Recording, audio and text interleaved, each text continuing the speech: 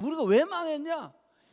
이것 때문이다 라고 이야기를 하고 있어요. 8장 1절에 보면 나팔을 내 입에 댈지어다. 전쟁을 의미합니다. 전쟁이 일어난다. 뭐 때문에? 율법을 너희들이 이상한 것으로 생각했다, 범했다. against the law, 하나님의 그 법을 against 했기 때문이다 라는 거예요. 자, 북이스라엘의 멸망의 원인이 바로 이런 거다라는 거예요. 자, 남쪽 유다는 어땠을까요? 똑같은 거예요.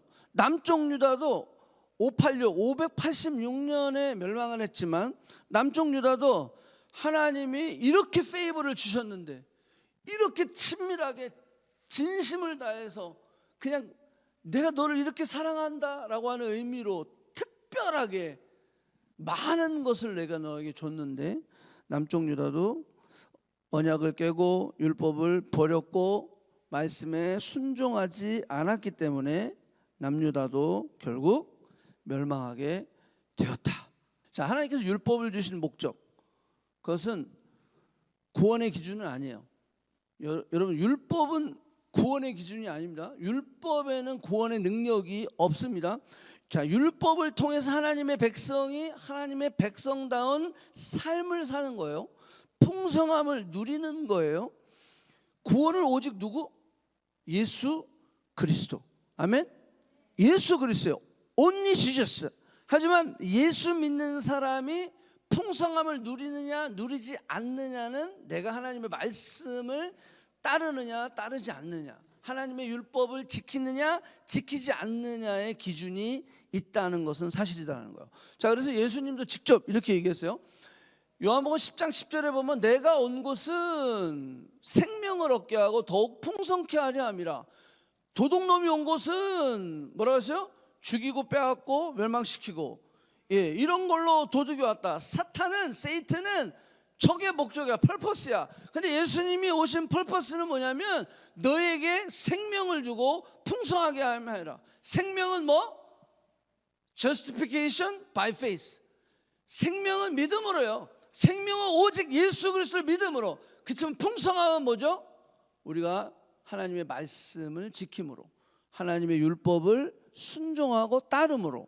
그래서 믿음, 구원은 믿음으로 되지만 여러분들의 삶의 축복은 여러분들의 it depends on you, 우리의 어떤 순종, 액션에 따라서 달라진다라고 하는 거예요. 어떤 사람은 21세기에 살고 있는 지금 율법이 무슨 소용이 있냐? 율법은 필요 없다. 구약은 이제 필요 없다. 예수님 오셨고 성령님이 오셨어. 이제 우리 은혜 시대에 살고 있기 때문에 구약의 율법은 필요 없다라고 이야기하는 사람들이 있어요. 여러분들 어떻게 생각하십니까? 여러분들 주변의 사람들도 그런 질문들을 하는 사람들이 있을 거예요. 굳이 율법을 왜 지켜? 예수님이 다 이루었다며. 우리나라도 보면 이런 여러 가지 디베이트들이 있었어요. 그래서 교회 안에 율법 폐기론, 율법은 지킬 필요가 없다라고 주장하는 이론들이 막 생겨서 십계명 필요 없어. 올 테스트먼트, 창세기, 출애굽기, 레위기, 민수기, 신명기, 모세오경. 그 모세오경은 모세가 받은 율법인데 이거 지금 필요 없다라고 이야기하는 것을 교회 안에서도 주장을 했다라고 하는 거예요. 이런 주장이 된 데는 두 가지 원인이 있어요. 교회 내 원인이 있고 교회 밖의 원인이 있는데 이것만 잠깐 좀 설명하고 제가 넘어갈게요. 본문으로. 교회 외적인 원인은 포스트 모더니즘 때문에 그렇다라고 하는 거예요. 인류 역사는 우리가 잘 아는 대로 고대, 중세, 그 다음에 근대, 현대 이렇게 넘어가잖아요. 그래서 중세 로마 카톨릭이 우리가 잘 아는 1517년 종교개혁 전까지 그런 중세 로마 카톨릭, 이 중세 로마 카톨릭이 지배를 했을 때 신앙이 우리가 잘 알죠. 왜곡이 되고 변질되었어요.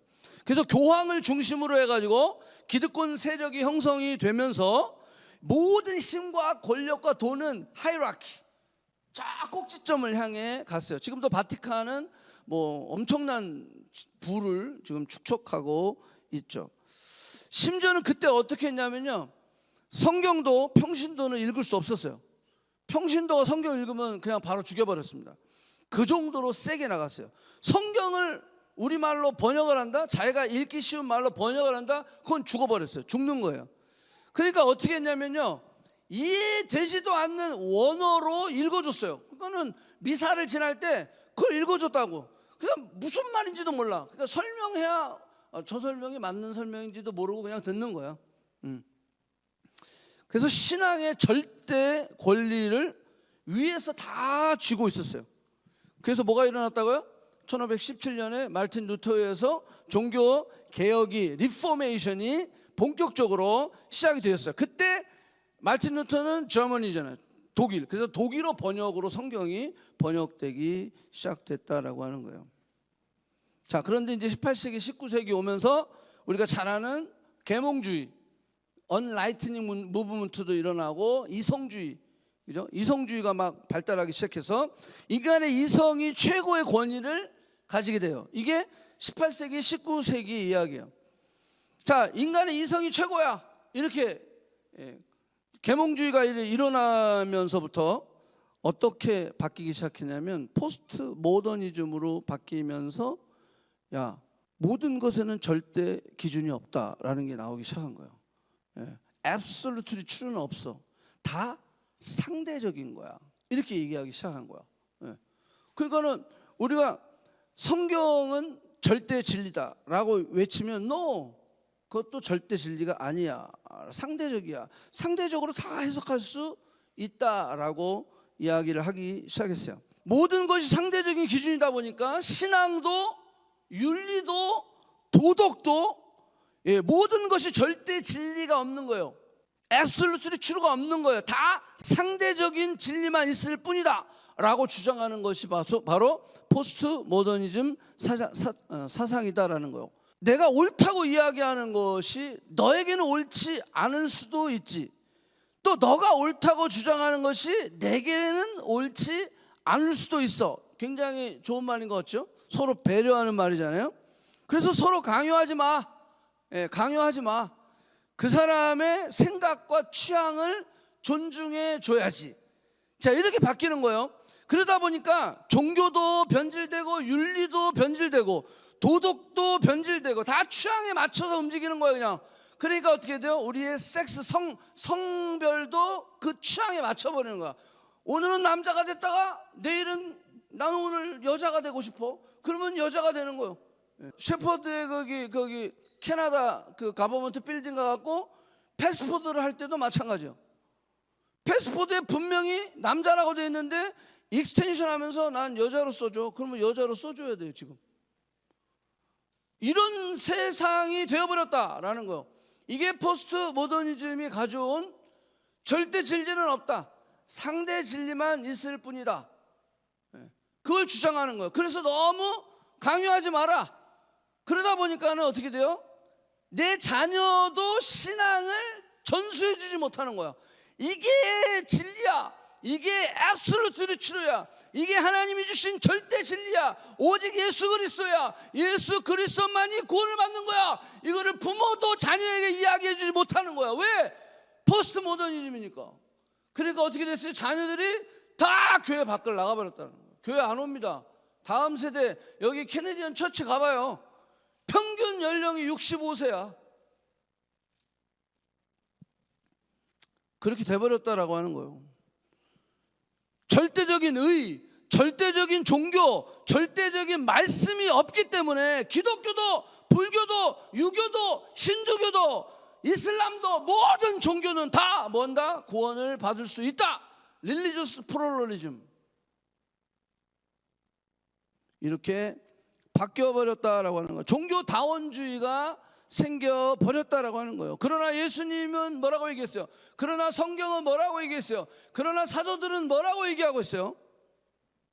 사도행전 4장 12절에 보면 다른 이로서는 구원을 받을 수 없나니 천하 사람 중에 구원을 받을 만한 이름이 있다 없다? 없다. 분명히 이야기하고 있어요, 성경은. 갈라디아서 1장 7절 다른 복음은 없다. 다만 어떤 사람들이 너희를 교란하게 하여 헷갈리게 한다는 거예요. 그래서 그리스도의 복음을 변하게 하려 함이라. 우리가 전에 말하였거니와 내가 지금 다시 말하노니 만일 누구든지 너희가 받은 것 외에 오직 예수 그리스도만 구원을 받을 수 있는 거야. 그런 거 외에 다른 것들을 전하면 뭐야? 저주를 받을 것이다. 다른 복음은 없다. 예수를 통하지 않고서는, 예수를 믿지 않고서는 결단코 천국에 갈 수 있다 없다? 없다. 그거는 딱 우리가 분명히 해둬야 되는 거예요. 근데 포스트 모던주의는 철저히 개인주의를 강요하고 개인주의로 생겨났기 때문에 이단 사상이 많이 나오게 됐다라고 하는 거예요. 하나님께서 절대 불변의 기준과 구원받는 오직 한 길만 주셨다. 이것을 믿어야 됩니다. 아멘. 예, 이건 타협하면 안 됩니다. 예. 왜냐하면 이게 김지연의 말도 아니고 사람의 말도 아니고 누구의 말? 하나님의 말씀이기 때문이다. 아멘. 하나님의 말씀이기 때문에 이거는 절대 진리인 거예요. 왜곡된 인간 중심의 생각과 사상을 믿고 따르면 결국 망하게 된다라고 하는 거예요. 자, 두 번째, 교회 내적인 문제가 있어요. 교회 외적으로는 포스트 모더니즘, 교회 내적으로는 어떤 문제가 있냐면 20세기 세대주의 종말론이 생겼어요. 그래서 세대주의 종말론은 율법과 은혜를, 율법이 있고요, 하나님의 은혜가 있잖아, 이거를 에너미, 원수의 개념으로 이야기를 했어요. 그래서 세대주의자들은 성도는 은혜 가운데 있기 때문에 율법 아래 있지 아니한다, 율법은 지금 지킬 필요가 없다라고 주장을 했어요.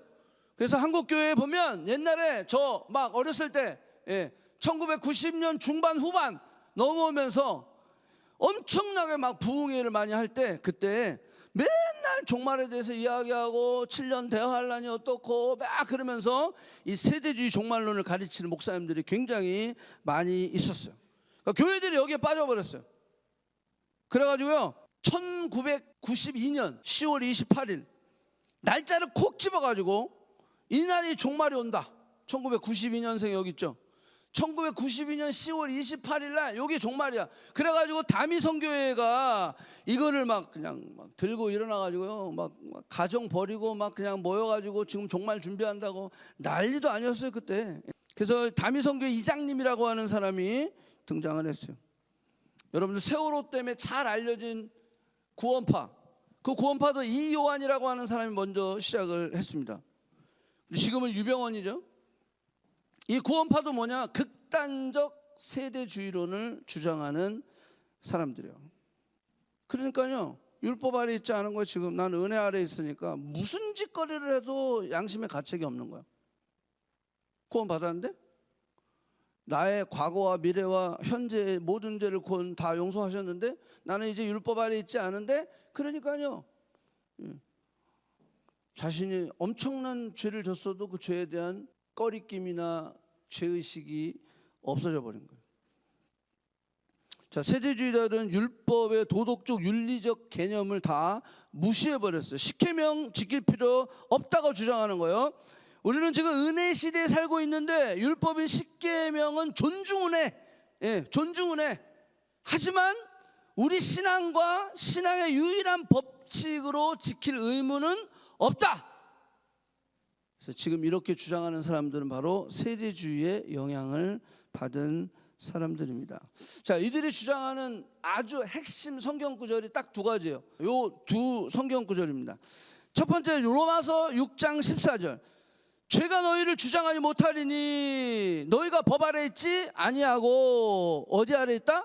은혜 아래 있습니다. 굉장히 맞잖아요. 너희들이 은혜 아래 있으니까, 율법 아래 있지 않으니까 우리는 마음대로 죄 져도 된다. 율법 필요 없다.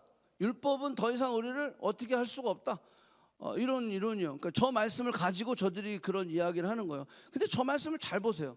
저 말씀이 윤리적으로 도덕적으로 마음대로 타락하라고 한 말이 아니에요. 저 말은 어떤 의미가 있냐면 법 아래 있지 않다라고 하는 말씀은 죄의 법을 의미하는 겁니다. 죄와 사망의 법, 심판과 형벌의 법 아래 있지 않다라는 거예요. 누구 때문에? 예수님 때문에. 우리가 in Christ, 예수님 안에 있을 때 더 이상 우리의 죄가 우리를 지옥으로 끌고 가지 않는다라고 하는 거예요. 그러니까 데일리 짓는 죄까지 그냥 그건 줘도 된다, 그런 얘기가 아니다라고 하는 거예요. 도덕적, 율법적으로, 신앙적으로 우리는 말씀 안에서 바르게 살아야 되는 거예요. 그래서 팀 켈러 목사님도 계속해서 우리가 죄와 싸워야 된다라고 이야기하고 있는 거예요. 근데 세대주의자들은 그럴 필요 없다라고 주장을 하는 겁니다. 예수님 때문에 우리는 이런 죄가 너희를 주장하지 못하고 너희가 법 아래 있지 아니한다라고 얘기하고 있는 거다라는 거예요. 십계명을 지킬 필요가 없고 율법이 필요 없다고 지금 바울이 이야기하는 것이 아니다라고 하는 거예요. 예수 그리스도를 나의 구원자로 주님으로 영접한 자는 죄가 더 이상 우리를 지옥으로 끌고 가지 못한다라는 거예요. 구원받은 것을 강조하기 위하여 저 말씀을 주신 거다라고 하는 거예요. 너희는 구원받았다. 누구 때문에? In Christ, 예수님 때문에. 하지만 네가 지금 짓는 죄가 이것 때문에 합당하게 생각해서는 안 된다라고 하는 거예요. 두 번째는 그 밑에 요한복음 1장 17절 말씀. 율법은 모세로 말미암아 주신 것이요 은혜와 진리는 예수 그리스도로 말미암아 온 것이니라. 이 말씀을 잘못 해석해서요, 모세와 예수님을 원수 취급을 했어요. 이 세대주의자들은. 모세는 은혜와 진리를 알아요 몰라요? 몰랐다라는 거예요. 예수님은 은혜와 진리를 아셨기 때문에 모세와 예수는 원수다라고 해석을 하고 있다는 거. 잘못된 해석이죠. 자, 바울은 율법을 몽학선생, 튜터라고 이야기하고 있어요. 율법을 통해서 이 율법이 우리에게 죄를 깨닫게 하고, 죄를 깨닫게 된 우리는 죄의 문제를 우리 스스로 해결할 수 없기 때문에 결국 이 율법은 몽학선생이다, 튜터다. 우리를 누구에게로 데려가요? 예수님께로 데려가는 거예요. 율법이 필요 없는 게 아니다라는 거예요. 율법이 필요한 것이다. 율법이 원수가 아니죠. 예수님과 대적되는 것이 아니다라고 하는 거예요. 서로 경쟁하는 것이 아닙니다. 하나가 있으면 하나가 없어져야 되는 그러한 관계가 아니다라는 거예요. 같이 있어야 된다라는 거예요. 자, 그래서 바울이 로마서에 이렇게 얘기했어요. 3장 31절. 그런즉 우리가 믿음으로 말미암아 율법을 파기하겠느냐? 그럴 수 없느니라. 도리어 율법을 뭐한다? 굳게 세우느니라. 아멘? 굳게 세워야 된다라고 하는 거예요. 심지어는 예수님이 직접 당신이 마태복음 5장 17절에 이렇게 얘기했어요. 내가 율법이나 선지자를 폐하러 온 줄 생각하지 말라. 폐하러 온 것이 아니라 뭐한다? 완전하게 하려 함이라 라고 말씀하고 있어요. 진실로 너에게 이르노니 천지가 없어지기 전에는 율법의 1.1획이라도 결코 없어지지 아니하고 다 이루어지리라. 아멘. 예수님 직접 말씀하신 거예요. 그러니까 율법이 필요 없다. 세대주의자들의 이 이론, 구원파 이런 사람들의 이론은 틀린 것이다. 자기중심적인 해석이다. 자, 이제 우리는 2000년, 2025년, 21세기 살아가고 있죠. 이제 세대주의자들이 얼마나 잘못됐는지를 이미 다 알았어. 뭐 종말 온다 그러고 종말이 오지도 않았어. 그 2021년에 와서는 이게 뭘로 바뀌었냐면 이렇게 바뀌었어요. 새 언약 신학이라는 것으로 바뀌어버렸어요. New Covenant Theology. 자, 이게 이렇게 바뀌어버렸어요. 자, 구약의 율법보다 더 차원 높은 그리스도의 법이 있다라는 거예요. 구약 올 테스트먼트의 법보다 이제 예수님이 이 땅에 오셔서 이루어 놓으신 더 above all 차원이 높은 그런 레벨의 법이 있다. 그래서 더 높은 차원의 법이 예수 그리스도의 법이기 때문에 올 테스트먼트 이 구약의 법은 따를 필요가 없다라고 하는 거예요. 구약의 율법은 하나님의 법이고 신약의 율법이야. 신약의 법, 예수님이 우리에게 가르치신 것, 이것은 그리스도의 법이다. 그래서 성도들은 하나님의 법에서 해방되었고 그리스도의 법을 따라야 된다라고 이야기하고 있는 겁니다. 여러분, 성경에 이런 게 어디 있어요? 하나님의 법 따르고 예수님의 법 따로 있습니까? 그런 거 없어요. 근데 이제 이 New Covenant of Theology, 이 새 언약 신약이라는 것은 이 21세 우리 안에 싹 들어와 가지고요, 그렇게 우리를 꼬드기는 거예요. 더 높은 법이 있는데, 더 높은 차원의 법, 예수 그리스도의 법이 있는데 올 테스트먼트 이 구약의 법이 무슨 소용이 있겠느냐라고 주장을 하는 거죠. 그래서 모세가 받은 구약의 율법을 무시하거나 버리거나 폄하하는 사상이 생겨난 것입니다. 자, 이것이 바울이 이야기하는 다른 복음입니다. 저주받을 복음이다라고 하는 거예요. 자, 여기에서 또 이제 반대로 또 너무 또 이제는 율법주의에 빠져 있는 교회들이 있어요. 여기 내가 했나? 네. 자, 율법주의. 자, 율법주의는 너무 율법을 강조해서 이렇게 얘기하는 거예요. 율법을 지켜야 구원을 받는다는 거예요. 구원받은 자는 우리의 삶이 변하게 돼 있어요. 맞죠? 그런데 변화된 삶이 솔직히 어떨 때는 만들어진 어떤 보여지는 형식적인 거룩함일 수도 있거든요. 그러니까 사실 구원받은 자는 변화된 모습이 나타나긴 하지만 이 모습만 보고 너는 구원받았다라고 판단할 수 있다 없다? 없다는 거예요. 어려워요? 본질적으로 이 사람이 구원을 받았다라고 하면 삶이 변하게 돼 있어요. 오케이? 그거는 동의하시죠? 그런데 문제는 어떤 사람이 거룩한 행동을 하고 거룩하게 보인다고 해서 그 사람이 구원받았다라고 이야기할 수 있다 없다? 없다는 거예요. 조심하셔야 돼. 그러니까 저 사람은 교회에서 뭐 봉사도 열심히 하고 막 이렇게 하는데 그래서 저 사람은 정말로 정말 구원받고 뭐 이런 사람인가 보다. 근데 오히려 안 그럴 수 있다라는 거죠. 우리가 민대모야 갔을 때 그걸 경험했잖아요. 그 할머니가요 평생을 교회에서 주방 티 만들고 티타임 준비하고 했대요. 그래서 할머니 죽으시면 하늘나라 갈 자신 있습니까? 그랬더니 그분이 하는 말이 Yes, I am saved because of Jesus Christ died for me. Jesus is my Lord and Savior. 이렇게 이야기해야 되는데 이 할머니가 뭐라 그랬냐면 할머니 정말 구원 받으시고 확신하셔요? 그랬더니 Yeah, I went to church every Sunday. I serve tea time 막 이러는 거야. 그건 아닌데요? 그거는 구원의 기준이 아닌데. 그래가지고 저희들이 다시 설명을 해서 다시 영접시키고 그리고 영접기도 시키고 그리고 그 다음에 갔더니 그 할머니 돌아가셨어요. 그러니까 사람들이 어떤 기준이 이 구원의 기준인지를 착각하고 있는 것들이 있다라고 하는 거예요. 이 율법주의를 강조하는 사람들 바로 거기에 있는 거예요. 이 율법을 너무 강조하다 보니까 심지어는 강대상에서 툭툭 내뱉는 거예요. 주일날 교회 빠졌어? 그래가지고 하늘나라 가겠어? 아니 직분자들이 헌금을 안 해? 그래가지고 하늘나라 가겠어? 이게 여러분들 성경에 있습니까? 그런 거 없어요. 술, 담배 아직도 하고 있어? 그러다가 하늘나라 가겠어? 우리의 행동과 삶의 모습이 구원의 기준이다 아니다?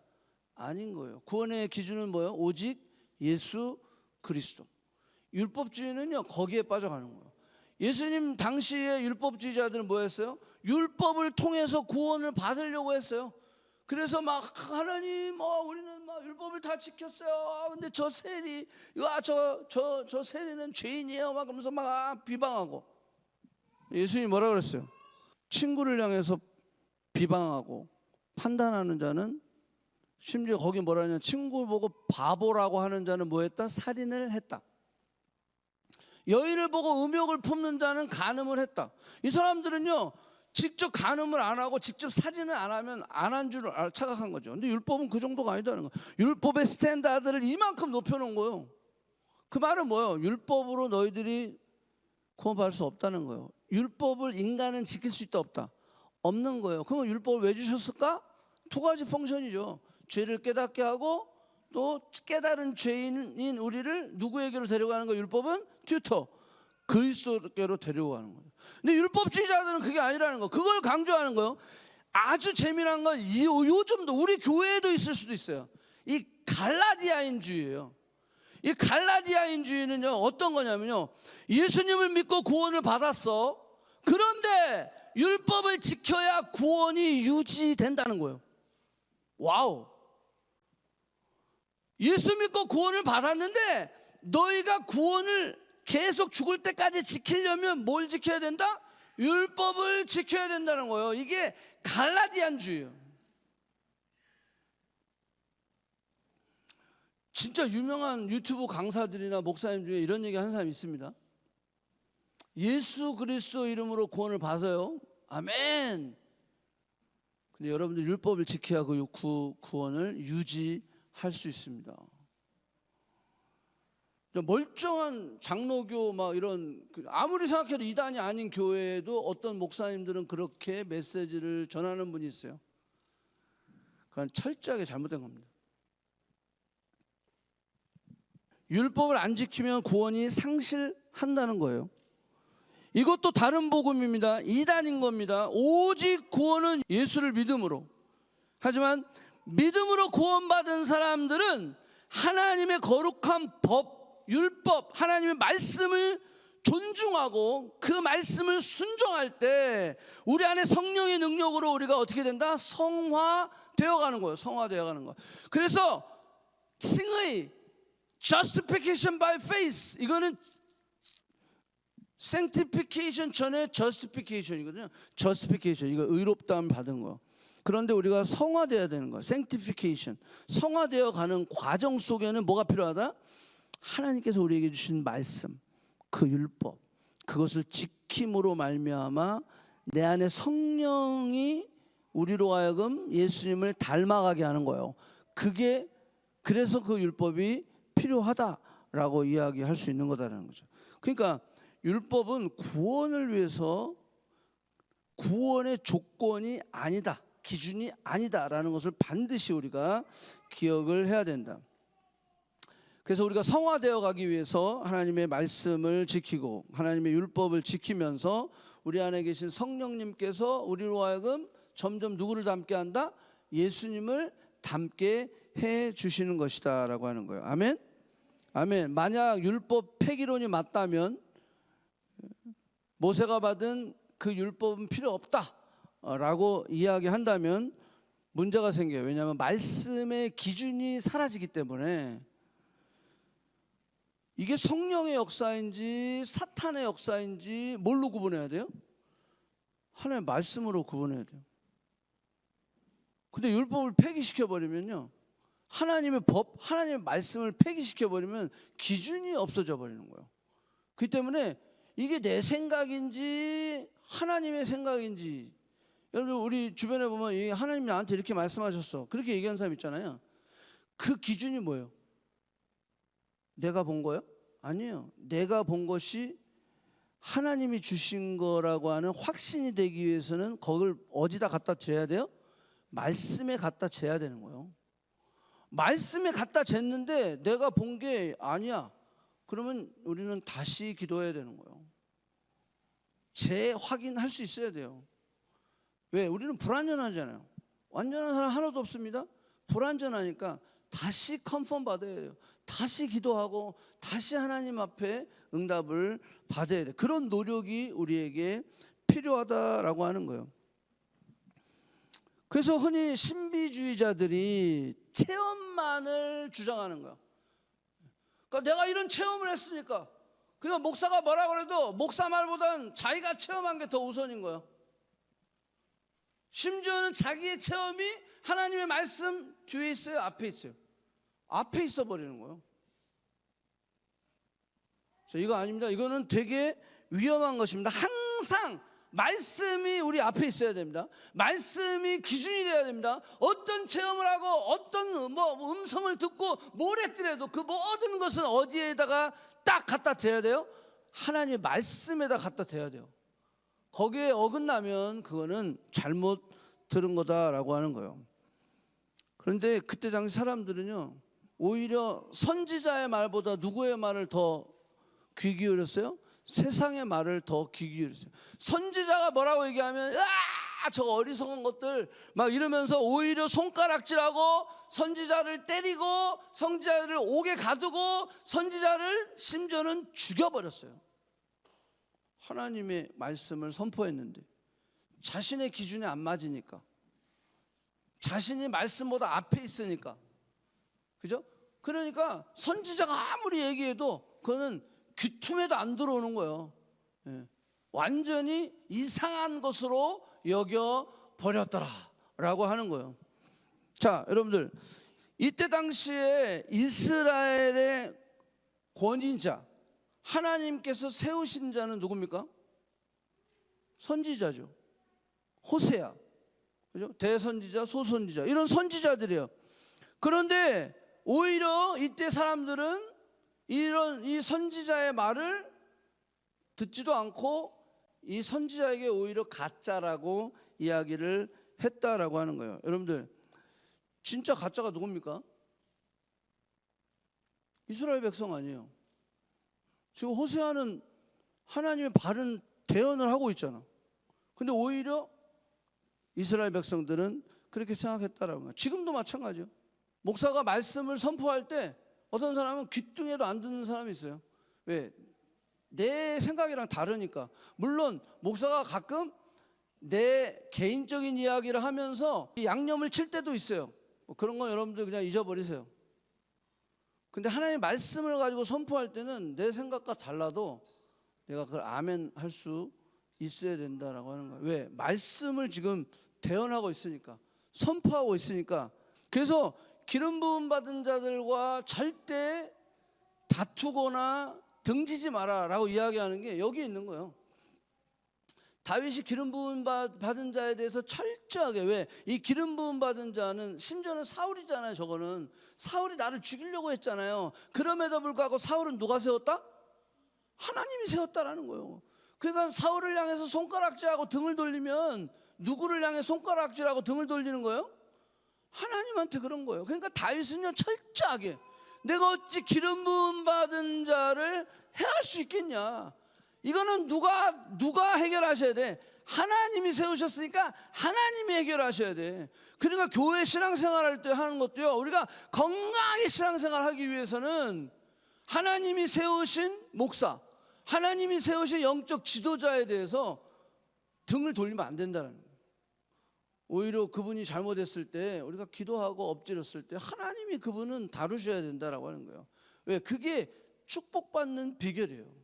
시편에도 보면 그런 말이 있어요. 이르시기를 나의 기름 부은 자를 손대지 말라, 나의 선지자를 해하지 말라 하셨도다. 하나님 그렇게 우리에게 말씀하고 있다라고 하는 거예요. 자, 뿐만 아니라 이 어리석은 자들의 특징이 있어요. 자, 특징 첫 번째는 바로 이겁니다.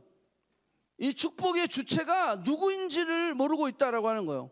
하나님이 어떻게 해서 우리에게 복 주신지 그거를 착각하고 내가 잘나서 한 것처럼 생각하고 있다라고 하는 거예요. 여기 말씀 우리가 지난번에 나눈 말씀입니다. 곡식과 세포도와 기름을 내가 준 것인데, 하나님이 줬는데, 하나님이 우리에게 건강을 줬죠. 하나님이 우리에게 달란트를 줬죠. 그래서 그걸 가지고 시간을 주시고 그래서 우리가 돈을 벌고 있죠. 그게 하나님 다 주신 건데 왜 너희는 바알에게 가가지고 땡큐하고 있냐는 거예요.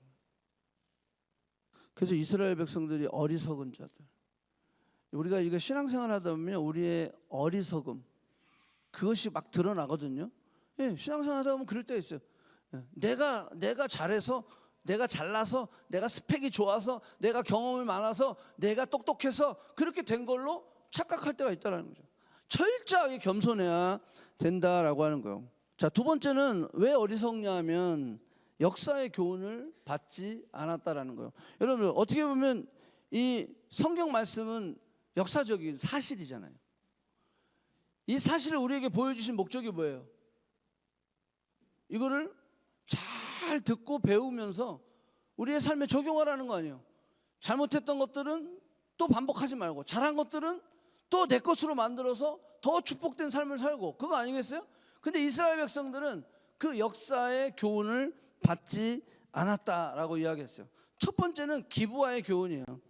여러분 이 기브아는요, 사울이 왕이 됐을 때 수도로 만든 지역이 기브아입니다. 근데 이 기브아에게 어떤 일이 벌어졌냐면요, 레위인이요 첩을 뒀어요. 왜 레위인이 아내가 있는데 첩을 뒀는지는 몰라요. 그 정도로 그때 당시 뭐 했다라는 거예요? 타락했다라고 하는 거예요. 자, 이 기브아 사건이 어때요? 음란한 때문에 생긴 일이거든요. 이거를 기억해. 너가 하나님이 이렇게 싫어하시고 음란한 것들 이렇게 싫어하시는데 왜 그거를 기억하지 못하고 있느냐?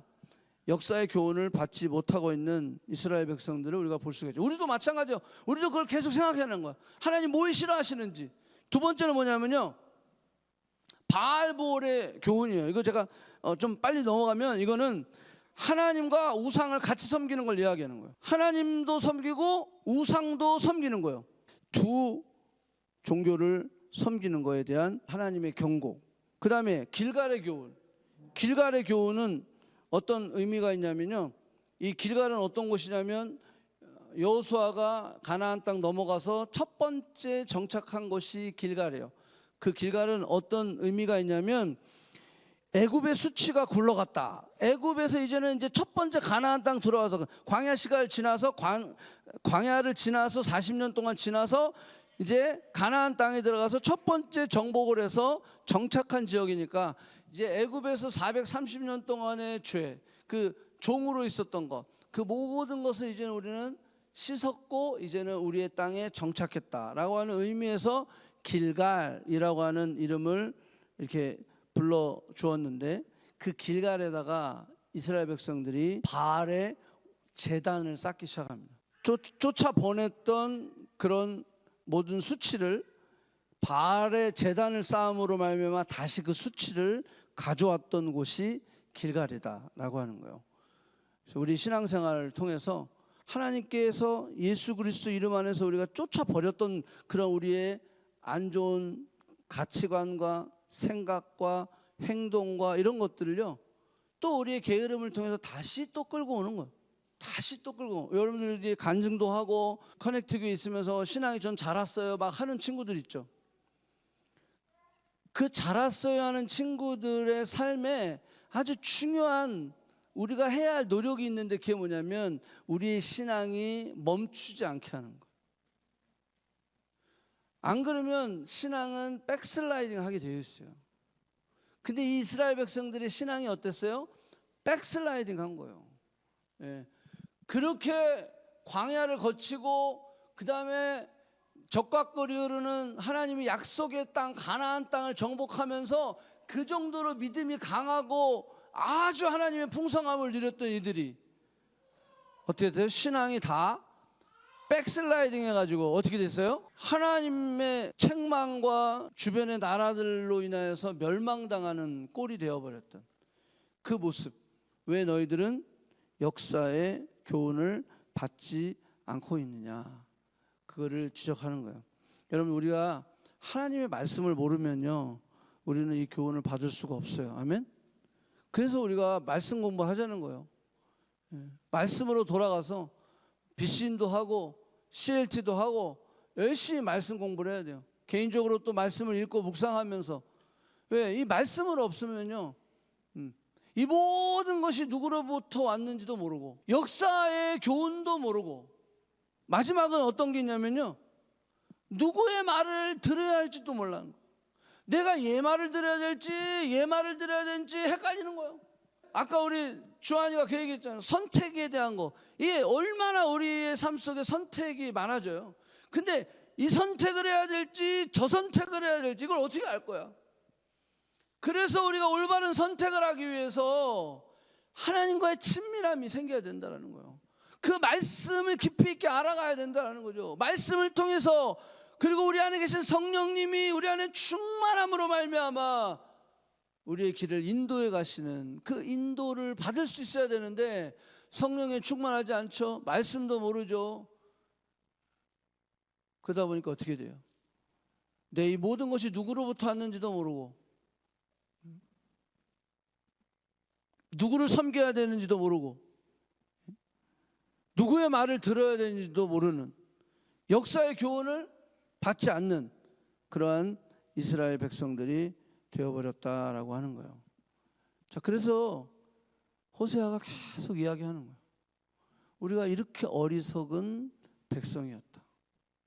그래서 결론은 뭐냐면 너의 묵은 땅을 기경하라. 자, 우리가 이렇게 어리석은 것들을 이야기했어요. 나도 그런 어리석음이 있었구나. 자, 이 어리석음을 인정하고 이제는 우리가 어떻게 해야 돼요? 묵은 땅을 기경하는 액션을 취해야 된다라고 하는 거예요. 10장 12절 너희가 자기를 위하여 공의를 심고 인애를 거두라. 너희 묵은 땅을 기경하라. 여기에 세 가지 벌브가 있어요. 뭐가 있냐면 심고 거두라, 그리고 기경하라. 이 세 가지 워딩이 나와요. 자, 요거를 우리가 다음 주에 제가 마무리를 하고 호세아를 마무리할 겁니다. 그래서 우리가 이렇게 연약하고 부족하고 어리석고 그런 것들, 또 교회 안에 들어와 있는 세속화, 잘못된 율법주의, 갈라디안주의, 자, 이것들을 끊어내고, 그래서 말씀 안에 우리가 견고하게 설 수 있는, 그래서 이 어리석음을 이제는 떠나서 누구에게로부터 내 모든 것이 왔는지, 과거의 교훈을 받지 않는 어리석음, 누구에게 물어야 될지도 모르는 이 어리석음, 이 어리석음에서 벗어나서 이제는 우리가 묵은 땅을 기경해야 되는데, 거기에 보면 기경하라, 그 다음에 심어라, 그 다음에 거두라.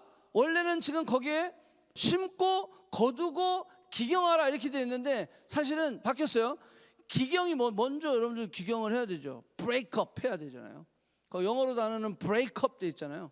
기경을 먼저 해야 되겠죠. 그래서 기경을 먼저 하고, 묵은 땅, 우리가 묵은 땅이야. 이거를 빨리 기경해야 돼. 그래서 기경하고, 그 다음에 뭐요? 심고, 그 다음에 마지막 거두는. 그래서 호세아의 마지막은 희망입니다. 하나님의 사랑은 우리에게 희망을 주시는 거예요. 내가 너에게 주는 것은 절망이 아니라, 재앙이 아니라, 내가 너에게 주는 것을 내가 안 하니 너에게 평강이니라, 축복이니라, 기쁨이니라, 풍성함이니라. 아멘? 그것을 우리가 다음 주에 우리가 한번 나누면서 좀 호세아를 마무리했으면 좋겠습니다. 우리 한번 기도합시다. 자, 이 시간 기도할 때 하나님의 공의와 사랑으로 인하여서 이스라엘 백성들에게는 멸망이라는, 심판이라는 하나님의 채찍이 날아갔어요. 그 하나님의 채찍이 날아간 이스라엘 백성들, 그 이유는요, 결국은 뭐예요? 하나님이 많은 율법을 아주 특별하게, 친밀하게, 페이버로 하나님이 주셨음에도 불구하고 저들은 상관이 없는 것으로, 관계가 없는 것으로 여겼다라고 하는 거예요. 그래서 멸망했다라는 거예요. 왜 상관이 없고 나랑 관계가 없는 것으로 저들이 생각했냐면, 어리석었기 때문에, 미련했기 때문에. 하나님, 오늘도 우리가 미련해서 하나님의 말씀을 게을리하고, 미련해서 하나님의 뜻을 게을리하고, 미련해서 하나님의 율법, 하나님의 법을 우리가 소홀히 했던 그런 연약함들을 주님 용서하여 주시옵소서. 구원받은 우리가 성화의 과정으로 나아가기 위해서는 내 안에 계신 성령님이 우리의 순종을 통하여 역사하실 때 우리는 주님을 닮아갈 수 있어요. 그러기 위해서 하나님, 나의 어리석음을 내가 인정하고 이제 정말로 내 삶의 묵은 땅을 기경할 수 있는, 브레이크업 할 수 있는, 내 아주 쾌쾌 묵어있는 딱딱하고 견고하고 스터번한 그런 내 강팍한 마음들을 주님 앞에 내려놓습니다. 그래서 이 묵은 땅이 기경되게 하시고, 이제는 더 이상 어리석음에서, 미련함에서, 지혜롭지 못한 것에서 벗어날 수 있는 내가 되기를 원합니다. 우리 한번 다 같이 기도합니다.